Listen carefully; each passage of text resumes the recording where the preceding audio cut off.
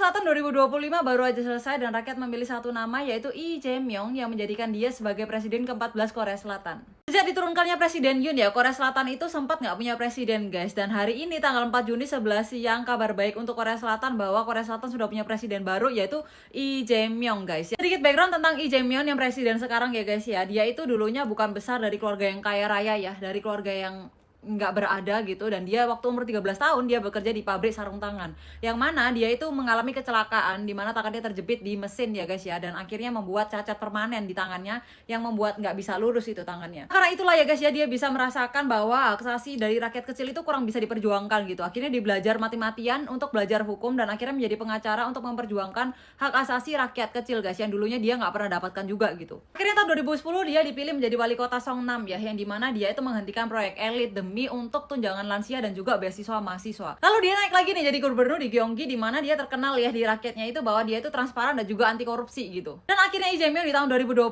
tahun ini ya berhasil memenangkan pemilu dengan suara 49,4% melawan dengan Kim Moon-soo dan juga Lee Jun-sok. Sebenarnya kandidat lainnya lagi tuh ada ya guys ya, tapi aku cuma mengambil 3 suara terbanyak yaitu Lee Jae-myung, Kim Moon-soo sama Lee Jun-sok. Nah, sedikit tentang Kim Moon-soo ya guys ya. Kim Moon-soo ini dulunya juga mantan gubernur Gyeonggi ya guys ya, dan dia itu dulunya waktu mudanya adalah aktivis buruh gitu. Tapi rakyat nggak pernah lupa ya guys ya kejadian tahun 2011 yang kontroversial banget yang dia lakukan gitu ya, dimana dia menyalahgunakan kekuasaannya dia untuk telepon 119 gitu. 119 tuh kayak 911-nya Korea gitu guys. Nah, buat yang kalian tahu ya, 119 itu buat dalam keadaan darurat guys. Misalnya ada kebakaran atau kecelakaan atau penculikan dan lain sebagainya yang dalam keadaan darurat gitu ya, itu 119 guys. Tapi Kim Moon-soo ini ya telepon 119 buat tanya ambulans guys, buat tanya informasi tentang ambulans. Lah 119-nya jawab dong, mohon maaf ini saluran buat darurat gitu ya. Kalau misalnya mau tanya informasi bisa tanya ke rumah sakit terdekat gitu, ke rumah sakitnya langsung gitu ya kan.